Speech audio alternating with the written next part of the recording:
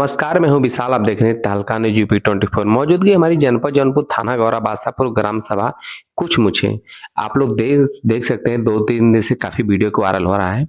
75 वर्षीय बुजुर्ग ने 30 वर्षीय महिला से शादी करता है, उसी रात उसकी मौत हो जाती है। और जो 75 वर्षीय रहते हैं उनका नाम संगरू राम बताया जाता है। जो जिसे शादी करते हैं उनका नाम मनभावती बताया जाता है। मनभावती का शादी इसके पहले हुआ था। पहले पति के 3 बच्चे थे, उनके पति का डेथ हो गया था। इसी संगरू राम का कहानी ये है कि संगरू राम का शादी हुआ होता है, 2 साल पहले उनकी बीवी का डेथ हो जाता है। अपने परिवार में अकेले रहते हैं, उनके मतलब कि कोई भी बच्चे नहीं रहते हैं संगरू राम के। वहाँ आस-पास लोग मतलब उनको ताना-बाना मारते हैं कि मतलब कि तुम अपना शादी कर लो, तुम्हें कोई खाना-पीना बनाने के लिए नहीं है।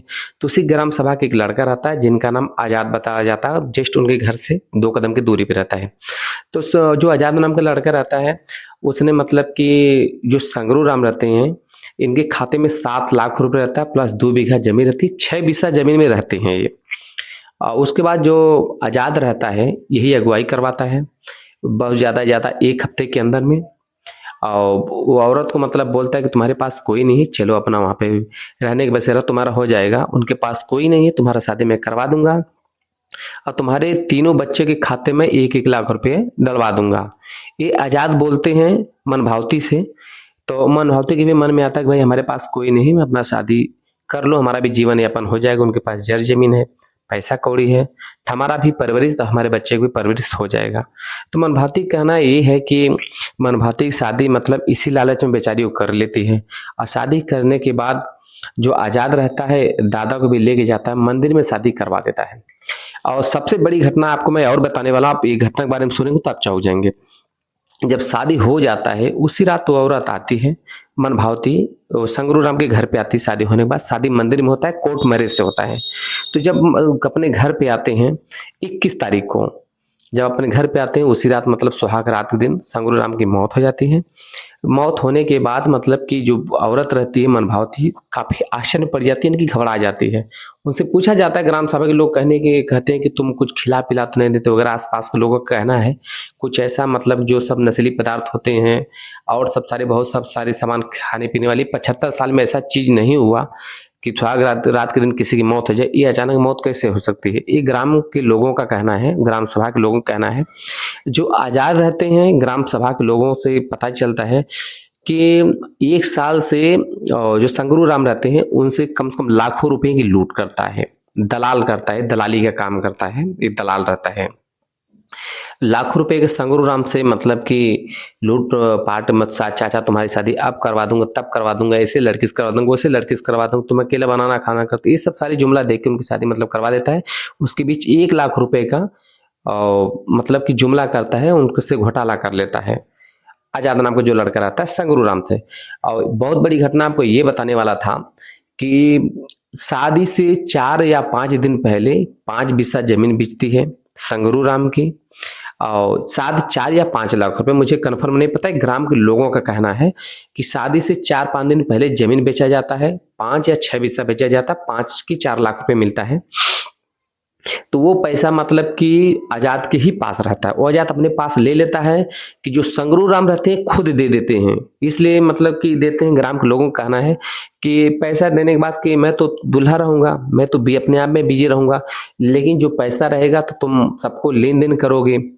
और इसमें सबसे बड़ा घटना यही बताया जाता है कि जो कैमरे के सामने मतलब कि ये आज़ाद हैं, कैमरे के सामने नहीं आना चाहते हैं, आज 4-5 दिन से भागते-भागते फिर रहे हैं।